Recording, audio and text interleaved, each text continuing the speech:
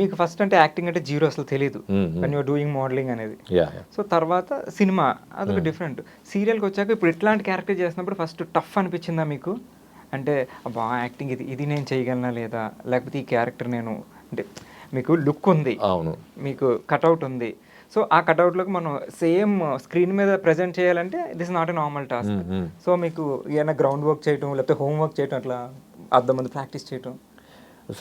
శ్రీవైనత ఏం చెప్పాను కదా సెకండ్ సీరియల్, అది కొంచెం టఫ్ ఉండే నాకు, బికాస్ మైథలాజికల్ కదా, అవి తిరిగేవి కాదు, ఎందుకంటే మనకు ఆ లాంగ్వేజ్ అది అలవాటు లేదు. సో నేను అయినా కూడా అన్ని నేర్చుకునేవాడిని, అది ఆ స్క్రిప్ట్ తీసుకొని. నాకు ప్రాంప్టింగ్ అలవాటు లేదు పెద్దగా, తెలుగు వస్తుంది, చదవడం వస్తుంది, బట్ అక్కడ వర్డ్స్ అది చాలా to remember it's very difficult. So నేను బాగా ప్రాక్టీస్ చేసేవాడిని, ఎందుకంటే నాకు ప్రాంప్టింగ్ అలవాటు లేదు, ప్రాక్టీస్ లేదు. తీసుకోవడం అంటే ఏదన్నా తీసుకున్నా కూడా నాకు కరెక్ట్గా అదేమంటారు, కొంతమంది టైమింగ్లో తీసుకుంటారు కదా, నాకు అది క్యాచ్ చేయలేను నేను, అప్పుడప్పుడు తప్పదు అన్న టైంలోనే తీసుకుంటాను. So I'm not comfortable. So అందుకని అది స్క్రీన్ పేపర్ వాళ్ళని అడిగి ముందే తీసేసుకొని ప్రిపేర్ చేయవాడిని. మార్నింగ్ లేచి అది మళ్ళీ మార్నింగ్ 5 o'clock ఆ టైంలో లేస్తేనే ప్రిపేర్ అయితేనే నీకు అది ఎక్కుతుంది, లేకపోతే ఇట్స్ నాట్ ఈజీ. చదువుకున్నట్టే సేమ్. యాక్చువల్లీ ఇది మాకు ఈ అలవాటు చునియా చేసింది. చునియా ఏం చేస్తుండే, ఎవరికి కూడా ప్రాంప్టింగ్ ఇప్పియకపోతుండే దేంట్లో, యువాల అందరూ నువ్వు సెట్కి వస్తే ఎవరిది వాళ్ళు కూర్చొని ఒక ప్రిపేర్ అయినట్టే. సో అప్పుడు ఏంటంటే ఇంకా కెమెరా పెట్టేసి అందరం లైన్కి ఇలా నిలబడేసేసి టప్ టప్ టప్ చెప్పాలి, నీ డైలాగ్ నా డైలాగ్ ఒక డైలాగ్. రిహార్సల్స్ కాదు, షార్ట్లో కూడా. సో మనం ఏంటంటే అప్పుడు మనకు అది యాక్చువల్గా మనం డైలాగ్ నేర్చుకున్నాం అంతే, ఆ ఎక్స్ప్రెషన్ అది ఇది అంటే కామెడీ కదా, ఆ ఎక్స్ప్రెషన్ అది ఇది కొంచెం అంత పర్ఫెక్ట్ ఉండము. సో ఫస్ట్ ఏం డైలాగ్ చెప్పేయాలి పర్ఫెక్ట్గా అని చెప్పి, నీ డైలాగ్ అయిపోయాక నా డైలాగ్ వచ్చేవరకు నేను చెప్పేసేసి మళ్ళీ నాకు టెన్షన్ ఉంటుండే, పక్కోడు పోతే మళ్ళీ చేయాలి అని చెప్పి నేను మొక్కుంటుండే, పక్కోడు మిస్టేక్ చేయదు అని. ఎవడో ఒకటి మిస్టేక్ చేస్తే మళ్ళీ ఫస్ట్ నుంచి చెప్పాలి, ఒకసారి అయితే మళ్ళీ రావాలా అంతే. సో ప్రాంప్టింగ్ లేకుండా అలవాటు, ప్రాంప్టింగ్ లేక అలా ఉండేది. అక్కడి నుంచి అది పికప్ అయినాం, ఇలా చెయ్యాలి అని. అంటే అదేంటంటే కొంచెం నీకు ఓన్ చేసుకొని చెప్తే నీకు కాన్ఫిడెన్స్ వేరుగా ఉంటుంది. అవును.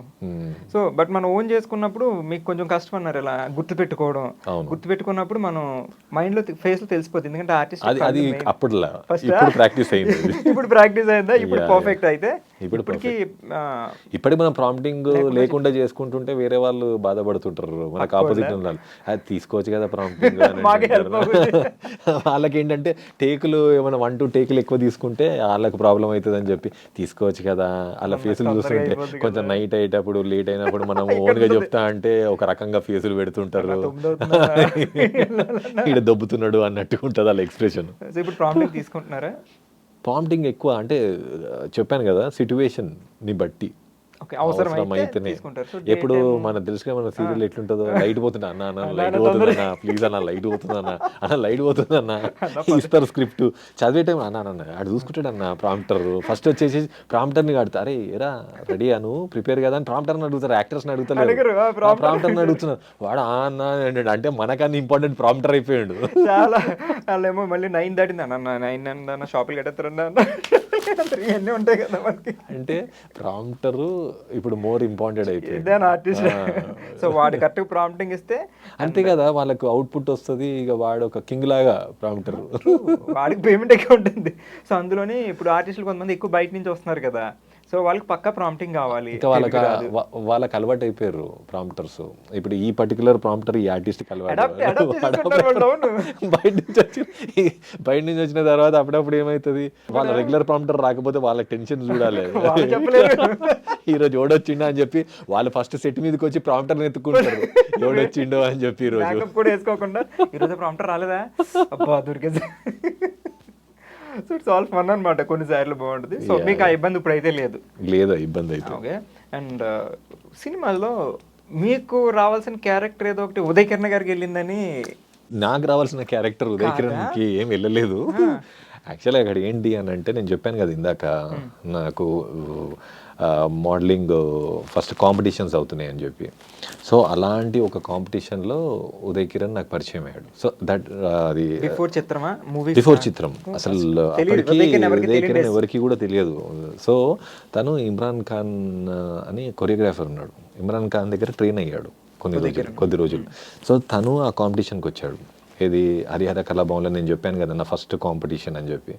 ఉదయ్ కిరణ్ కూడా అక్కడికి వచ్చాడు. సో అక్కడ పరిచయం ఉదయ్ కిరణ్ నాకు. సో ఏంటంటే ఫస్ట్ రౌండ్లో ఇద్దరము అవుట్ అయినాం. ఉదయ్ కిరణ్ అవుట్ అయ్యాడు, నేను అవుట్ అయినా. యాక్చువల్గా నేను అవుట్ అవ్వడానికి ఏంటంటే నేను ట్రెడిషనల్ డ్రెస్ వేసుకొని చివింగమ్ నడిచేటప్పుడు చివింగమ్ ఉండే నా దగ్గర, చివింగమ్ ఉండే. సో దట్స్ రాంగ్ అంట. ట్రెడిషనల్ డ్రెస్ ఉన్నప్పుడు చివింగమ్ ఉండొద్దు. It was your beginning days నాకు తెలియదు. మనోడు ఉదయ్ కిరణ్ ఏంటంటే ఒక బొట్టు పెట్టుకున్నాడు ట్రెడిషనల్గా. ఆ స్వెట్కు ఆ బొట్టు అంతా డిస్టర్బ్ అయిపోయి ఇది అయిపోయింది. సో దట్ రీజన్ మేము ఇద్దరం మా బాధలు చెప్పుకుంటున్నాం. ఇట్లా ఇద్దరం పోయినాము బ్యాక్ స్టేజ్లో, మేము ఇద్దరం బాధలు చెప్పుకుంటున్నాం రీజన్స్. ఇంకా కాంపిటీషన్ ఓడిపోయాక మనం ఎప్పుడు కూడా మనను ఏమంటారు జస్టిఫై చేసుకుంటాం కదా, మన తప్పు కాదు వాడిదే తప్పు అన్నట్టుగా ఒకరిదొకరు జస్టిఫై చేసుకుంటాం. అంటే ఇట్లా ఫస్ట్ షో అయినా కూడా ఎవరైతే జడ్జి వచ్చిర్రో వాళ్ళదే రాంగ్, మనలాంటి వాళ్ళను ఫస్ట్ రౌండ్ల నుంచి తీయడం కరెక్ట్ కాదు, మనకన్నా తోపులా అక్కడ ఉన్నోళ్ళు అది ఇది అని ఇలాంటి డిస్కషన్స్ అవుతుంటాయి కదా. ఆ డిస్కషన్స్లో ఉన్నప్పుడు దానికి ముందు ఏంటంటే మిస్టీరియస్ గర్ల్ అనే ఒక మూవీ అవుతుండే.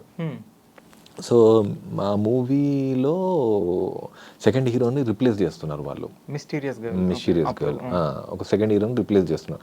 అయితే దానికి కాస్టింగ్ డైరెక్టర్ ప్రకాష్ మెహతా అని ఒక అతను ఉన్నాడు. సో తను ఏంటంటే నాకు కాల్ చేశాడు. అప్పుడు ల్యాండ్ లైన్స్ విదిన్ టాడ్ అని. సో ఈ call me, I'm talking about these in 2001 or 2 ఆ టైంలో. అప్పటికి చిన్న ఫోన్స్ కూడా లేవా, నోకియా లేవు అనుకుంటా అప్పటికి. అంటే నా దగ్గర లేకుండే సెల్ ఫోను. సో నాకు ల్యాండ్ లైన్ నెంబర్ ఉండే.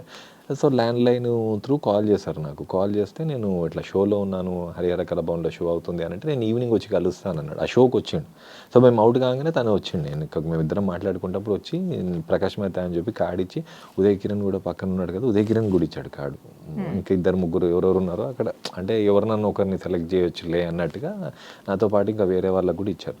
సో అక్కడికి నేను ఉదయ్ కిరణ్ ఇద్దరం వెళ్ళినాం ఆఫీస్కి next day. So Uday Kiran నాకన్నా ముందు వచ్చిండు.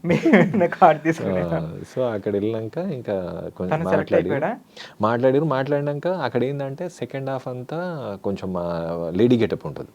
So they wanted some chocolate boy face అప్పుడు. సో తనుకి కరెక్ట్గా సూట్ అయిన ఉండే ఆ క్యారెక్టర్కి యాప్ట్ అనిపించి, సో ఈ గాట్ సెలెక్టెడ్ అక్కడ. మీరేమో మంచి కండలతో మస్కులర్. అప్పుడు గ్రాసిమ్ మిస్టర్ ఇండియా కాంటెస్ట్కి వెళ్ళే నీకు ప్రిపరేషన్ ఉండే నాది. సో ఉన్నారు. అవును. సో ఆ మ్యాచ్ లుక్ లో ఉన్నారు. అవును. సో ఉదయ్ కిరణ్ సెలెక్ట్ అయ్యారు. Uday Kiran got selected. Shooting కూడా స్టార్ట్ అయింది. తర్వాత ఇంకా మనకు అక్కడ కంటిన్యూ అయిపోయింది. తర్వాత మళ్ళీ మేము ఇద్దరము ఎప్పుడు అని అంటే ఆ మూవీ ఇంకా కంప్లీట్ అయ్యి ఆగిపోయింది అనుకుంటుంది. ఫుల్ రిలీజ్ అదేం కాలేదు. ఇంకా అది జస్ట్ షూటింగ్ ఎన్నో డేస్ చేసిర్రు. ఆ తర్వాత అయిపోయింది.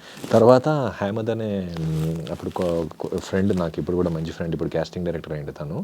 అప్పుడు చిత్రం మూవీకి మళ్ళీ మా ఇద్దరిని మళ్ళీ అంటే ఇద్దరం అక్కడ కలుసుకున్నాం. మళ్ళీ తర్వాత ఈవెంట్ తర్వాత మళ్ళీ అక్కడ కలుసుకున్నాం. చిత్రం మూవీకి ఆడిషన్కి. అంటే తేజ సార్ తోరి అప్పుడు రామానంద్ సార్ అని ఉండే, తను కాస్టింగ్ డైరెక్టర్ ఉండే ఆ మూవీకి చిత్రానికి. సో నేను తర్వాత రామానంద్ సార్ దగ్గర ట్రైన్ కూడా అయ్యాను. యాక్టింగ్ ఇన్స్టిట్యూట్ ఇప్పుడు లేరు సార్. సో అక్కడ మళ్ళీ ఇది మన ప్లేస్ గుర్తు రావట్లేదు, బేగంపేటలో యాత్రి నివాస్లో కలిసాం మళ్ళీ. తేజ సార్ని మీట్ అయినాము. తర్వాత ఉదయ్ కిరణ్ ఈ వాజ్ గుడ్. మనం మాట్లాడుకునే వాళ్ళము. ఇది వివర్ ఇన్ టచ్. చిత్రం తర్వాత కూడా మనసంతా నువ్వే అంతా కూడా టచ్లో ఉండే. బట్ అయితే అంటే ఫ్రెండ్ అంటే పెద్దగా ఇది ఉండేది కాదు, but we know each other అట్లా. అంటే ఎప్పుడైనా కలిస్తే మాట్లాడుకోవడం.